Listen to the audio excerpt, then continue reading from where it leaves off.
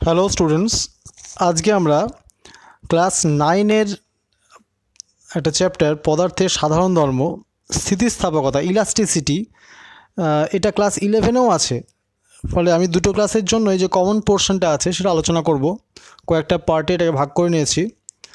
তোমাদের first part এগুলো সবই কিন্তু 9-এও আছে, 11-এও আছে, তাই দুটো ক্লাসের স্টুডেন্টরাই ভালো করে মন দিয়ে শুনবে। এটা পার্ট 1-এ আমরা আলোচনা করব ইলাস্টিসিটির যে বেসিক কনসেপ্টটা, মানে স্থিতিস্থাপকতা বা ইলাস্টিসিটি বলতে আমরা কি বুঝি।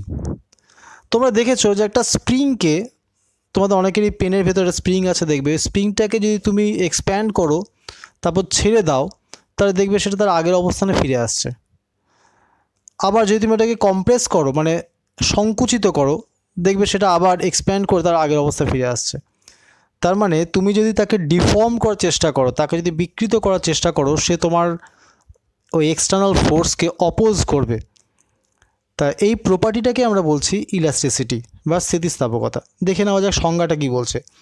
পদার্থের যে সাধারণ ধর্মের ফলে কোনো বস্তু বাইরে থেকে প্রযুক্ত বলের ক্রিয়ায় আকৃতি বা আয়তন বা উভয়েরই পরিবর্তনের প্রচেষ্টাকে বাধা দেয় এবং প্রযুক্ত বল অপসারিত হলে পূর্বের আকৃতি বা আয়তন ফিরে পায়, এই ধর্মটাকেই বলছে স্থিতিস্থাপকতা। Elasticity is defined as the property by virtue of which a body is able to resist deformation, either in shape or in volume or both, and recover its original configuration when the deforming force is removed. আশা করি বুঝতে পেরেছো, ডেফিনেশনটা পড়ে যে আলোচনা হলো সেটাই বলা হয়েছে। ফিগারটা দিকে তাকিয়ে দেখো, একটা স্প্রিং, ফার্স্টের ছবিটা হচ্ছে স্প্রিংটাকে এখনও ফোর্স দিইনি। যখনই একটা ইলংগেশন ওখানে তৈরি করতে চাইছি, তাহলে আমি কী করবো, স্প্রিংটাকে যদি লম্বা করতে চাই, ইলংগেট করতে চাই, তাহলে একটা ফোর্স অ্যাপ্লাই করতে হবে। এখানে একটা পুলিং ফোর্স দিয়েছি এফ। দেখতে পাচ্ছি যে গ্রিন লাইনটা দেখতে পাচ্ছ, ওই লাইনটা হচ্ছে তার ইকুইলিব্রিয়াম লেংথ বা আনস্ট্রেচড লেংথ। এবার যেই তুমি স্ট্রেচ করেছো বাই দ্য ফোর্স এফ, দেখতে পাচ্ছ ওই গ্রিন লাইনটা ছাড়িয়ে সেকেন্ড ছবিটাতে ওটা বেরিয়ে গেছে, মানে ওটা ইলংগেট করেছে। এবার দেখো ক্রস সাইন দিয়ে দিয়েছি এফটাকে, মানে when the deforming force is removed, দেখতে পাচ্ছি আবার ওই গ্রিন লাইনটাকে টাচ করেছে, ঠিক ফার্স্ট কনফিগারেশনের মতো। তার মানে কি বলবো, এখানে তার আগের চেহারা সে ফিরে পেয়েছে। তার মানে স্প্রিংটার মধ্যে একটা ইলাস্টিক বিহেভিয়ার আছে। প্রশ্ন উঠতে পারে ইলাস্টিসিটিটা কেন তৈরি হয়, এটা তো সবার মধ্যে থাকতেও পারে, নাও থাকতে পারে, তাহলে কী ব্যাপারটা ঘটলো। দেখো, কোনো একটা অবজেক্টকে যখন তুমি প্রসারিত করছো, তাকে এক্সপ্যান্ড করছো, তার মানে তার যে ইন্টারমলিকুলার সেপারেশনটা, ওটা কি হবে, গ্যাপটা বেড়ে যাবে। আবার যদি তুমি তাকে কম্প্রেস করো বা সংকুচিত করো, তুমি দেখবে কি তার মধ্যেকার যে ইন্টারমলিকুলার স্পেসটা কমে গেছে। কিন্তু এই ফোর্স যদি আমি না দিই, অর্থাৎ আমি পুলিং ফোর্স দিচ্ছি না, কম্প্রেস করছি না, তাকে এক্সটেন্ডও করছি না, তাহলে সেক্ষেত্রে মলিকিউলগুলো শান্তিতে একটা সুন্দরভাবে ইকুইলিব্রিয়াম সেপারেশন বজায় রেখে বসে আছে।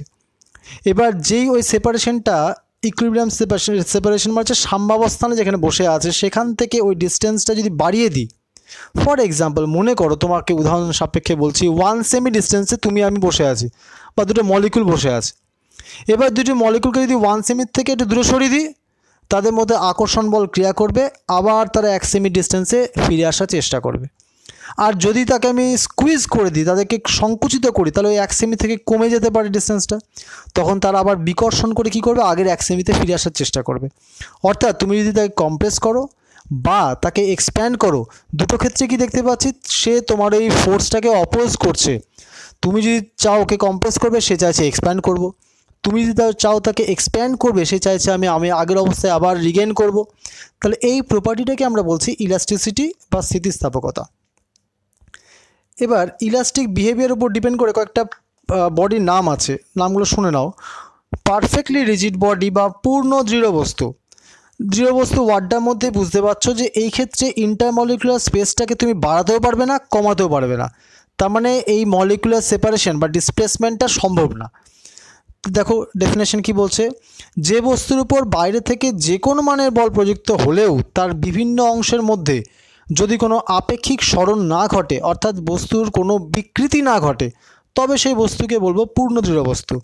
তার মানে পারফেক্টলি রিজিড বডি কাকে বলবো না, a body is said to be perfectly rigid when there is no relative displacement between its parts, under the action of a deforming force however large it might be, মানে তুমি যত বেশি force দাও না কেন তুমি দুটো মলিকুলকে রিজিড বডির ক্ষেত্রে সেপারেটই করতে পারবে না, তাদেরকে দূরে নিয়ে যেতে পারবে না। তারপরে আসছি পারফেক্টলি ইলাস্টিক বডি বা পূর্ণ স্থিতিস্থাপক বস্তু। এটা কি বলছে না, যদি তুমি কোনো বস্তুর উপর একটা যে কোনো মানের বল প্রয়োগ করলে, দেখলে ওটা এক্সপ্যান্ড করলো বা কম্প্রেস করলো, এবার যেই তুমি ওই ফোর্সটাকে রিমুভ করে দিলে দেখলে সে তার আগের কনফিগারেশনটা অ্যাকিউরেটলি ফিরে পেলো। অ্যাকিউরেটলি মানে কি? ফর এক্সাম্পল, মনে করো একটা 5 সেন্টিমিটার স্প্রিং তুমি নিয়েছো, তাকে তুমি স্ট্রেচ করে বাড়িয়েছো 6 সেন্টিমিটার করে দিলে। এবার তুমি তো টেনে রেখেছো ওটাকে, এবার যেই হাতটা তুমি ছেড়ে দেবে সঙ্গে সঙ্গে কী হবে, স্প্রিংটা আগের অবস্থায় ছিটকে, তোমার হাতে তো ছিটকে যাবেই, স্প্রিংটা আগের অবস্থানে ফিরে আসার চেষ্টা করবে। তুমি আবার স্কেল দিয়ে মাপলে মেজারমেন্ট দেখাচ্ছে এক্স্যাক্টলি আগের মতো 5 সেন্টিমিটার। তার মানে কি বললাম, তার কনফিগারেশনটা অ্যাকিউরেটলি রিচ করতে পেরেছে সে, বা রিগেন করতে পেরেছে, তাই তাকে বলছি পারফেক্টলি ইলাস্টিক বডি। এই ধরনের কোনো মেটেরিয়াল আমরা পাই না যে পুরোপুরি পারফেক্ট ইলাস্টিক হয়, একটা স্লাইট ডিফরমেশন তার মধ্যে থেকেই যায়, পুরোপুরি পাওয়া যায় না। নেক্সট বলছে পূর্ণ অস্থিতিস্থাপক বস্তু, মানে perfectly in elastic body.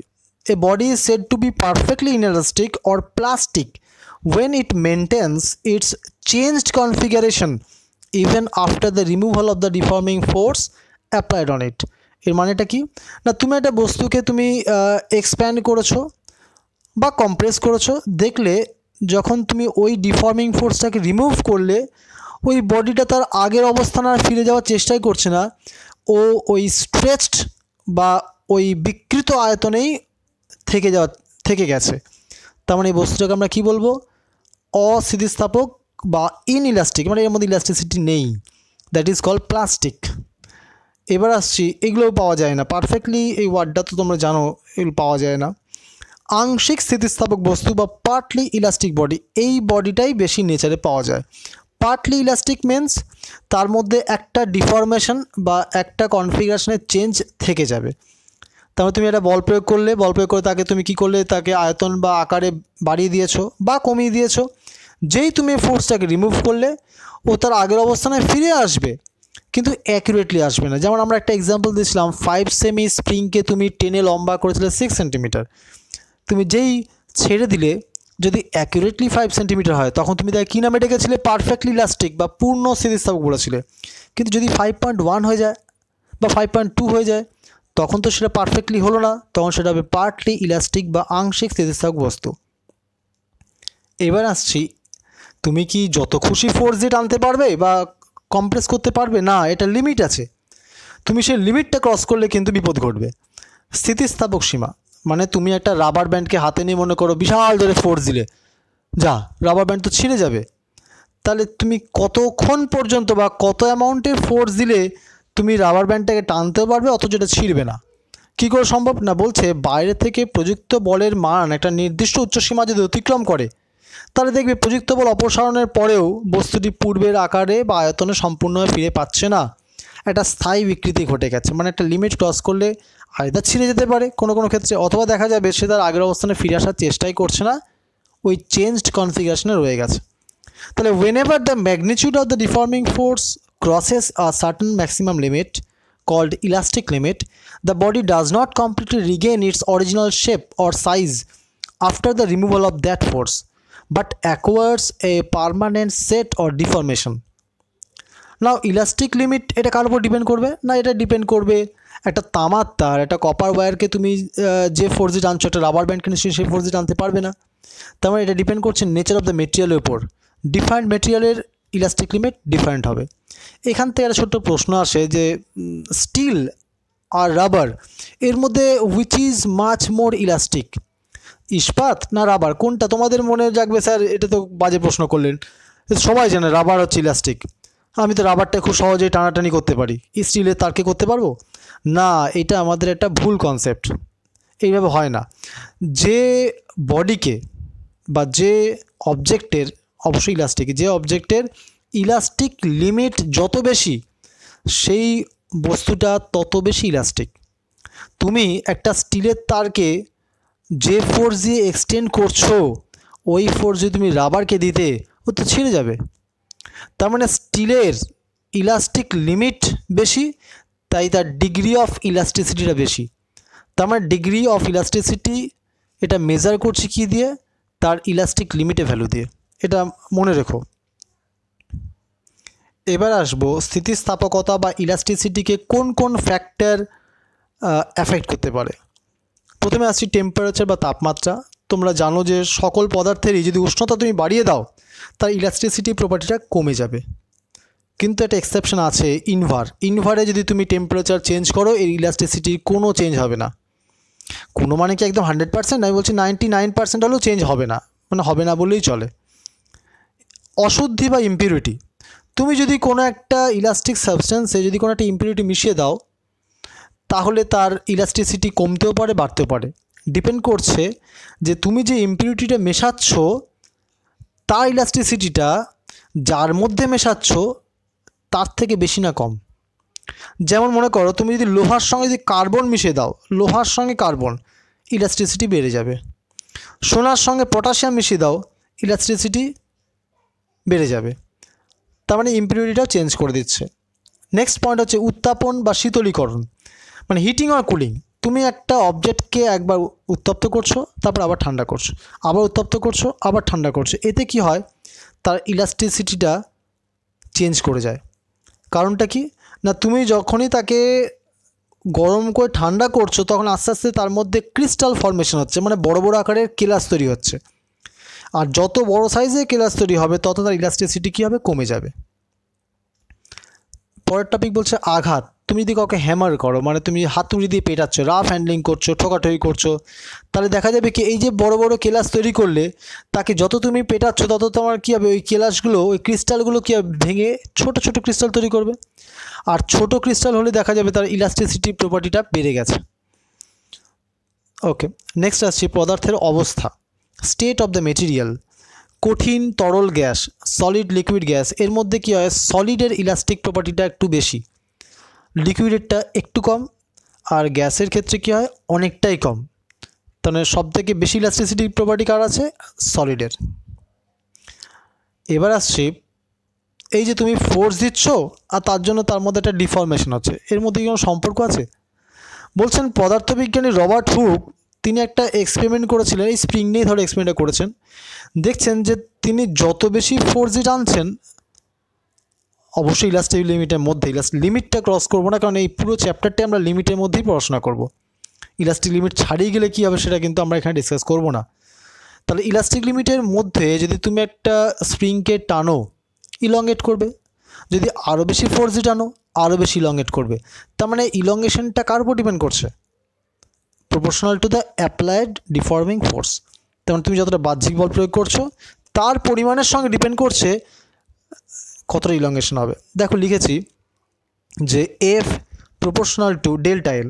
Delta L কোনটা দেখতে পাচ্ছ ছবিতে? দুটো গ্রিন লাইনের মধ্যে কতটা স্প্রিংটার লেংথ বেড়ে গেছে, that is the elongation of the spring is given by delta এল।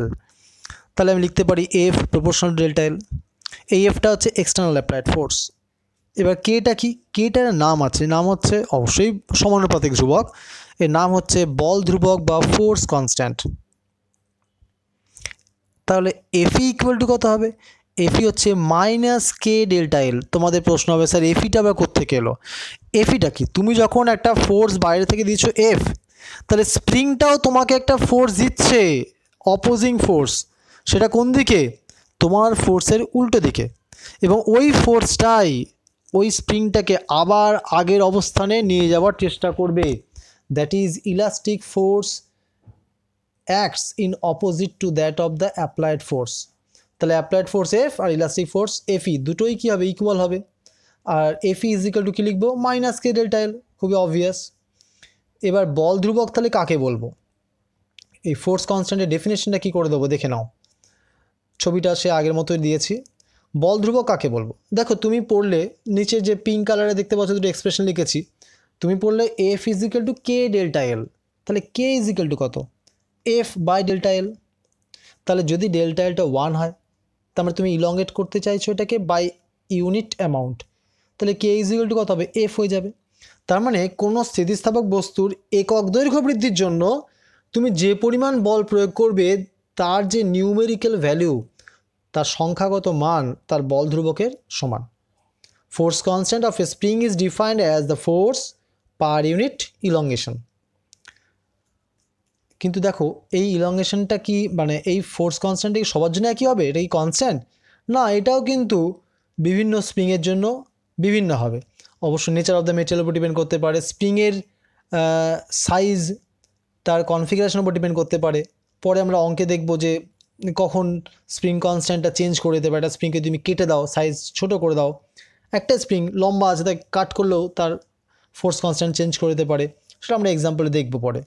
তাই ডেফিনেশনটা অবশ্যই আশা করি পারবে তোমরা। এবার আসছি বল ধ্রুবকের মাত্রা।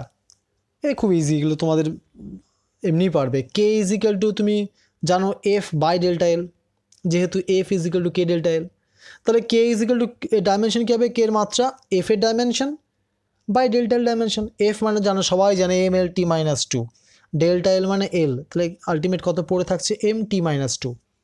আচ্ছা, বল ধ্রুবকের একক ইউনিট অফ ফোর্স কনস্ট্যান্ট কী হবে?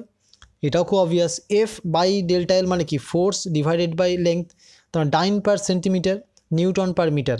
আমি এটাকে ইনভার্স ফর্মে লিখেছি, ডাইন সেমি ইনভার্স, নিউটন মিটার ইনভার্স।